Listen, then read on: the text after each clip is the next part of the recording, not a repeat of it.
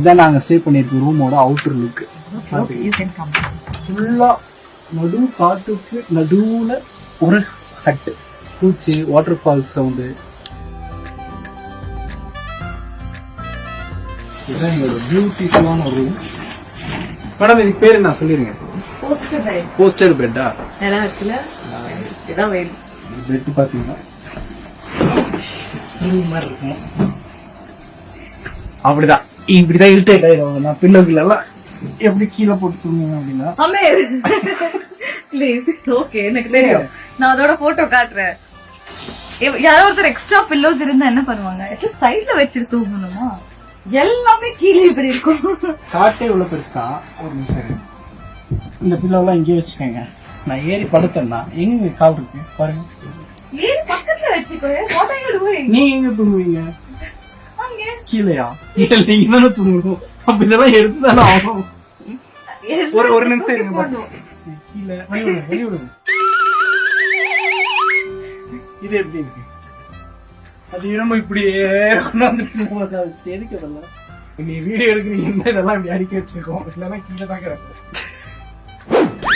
நீங்க எப்படி பண்ணுவாங்க தெரியுமா? ஏதாவது கேட்டா எடுத்தது மறுபடியும் திரும்பி அப்படி வைக்கிறதே கிடையாது. இங்க பாருங்க, வந்து 2 நாள் முடிஞ்சிச்சு. 3ஆவது நாள் இந்த கேமரா வந்திருக்குங்கிறனால எவ்வளவு டஸ்ட் இருக்கும். டிஷ்யூ பேப்பர் வச்சு மூடிட்டு ஏங்க போ இந்த பக்கம்.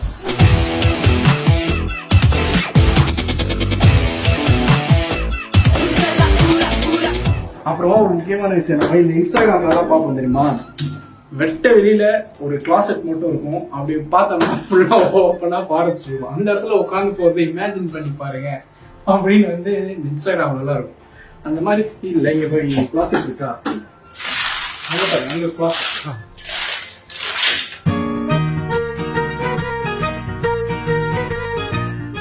இங்க கிளாசெட்ல உட்காந்து இப்படி ஓப்பனா இதை பார்த்துக்கலாம். எவ்வளவு ஜாலியா இருக்குல்ல?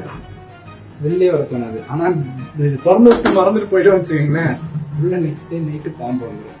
அதான் ஒரு பெரிய பிரச்சனை. இல்ல, இது ஓல்டன் டே ஸ்டைல்ஸ். நம்ம இந்தியால கூட இந்த மாதிரி தான் யூஸ் பண்ணிட்டு இருக்கோம். ஸ்க்ரப் மாதிரி. ஓ, இந்த கால்லாம் இப்படி பேசி அதுக்கு ஓ, இந்த கரியர்ல கால் தேய்ச்சிக்கோங்க. பாருங்க, இங்கே கூட ஒரு வியூ இருக்கு. பார்த்து ஈடா சூப்பர் வியூல. சோ இந்த சாப்பிட்டு பாம்பு வந்து